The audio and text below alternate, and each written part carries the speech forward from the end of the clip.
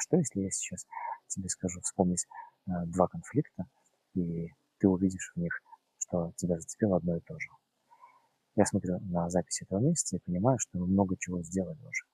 Мы не старались искать ответы, а старались увидеть какие-то повторяющиеся мысли, реакции в нашей жизни. И это уже интересно. Мы, кажется, живем каждый день по-новому, и тут вдруг понимаем, что что-то повторяется в ней. И вот тебе конкретная проверка. Вспомни какой-нибудь последний конфликт, который вывел тебя из равновесия. И вспомни конкретно, что именно тебя зацепило. Может быть, тебя не услышали. Может быть, проигнорировали то, что для тебя считается важным. И потом вспомни какой-то другой конфликт, который случился раньше. Неважно, месяц назад, 5-10 лет назад. И вспомни, что конкретно там тебя вывело из равновесия. Если ты увидел хотя бы один момент повторяющийся, что тебя зацепило то же самое, например, то это уже результат месяца.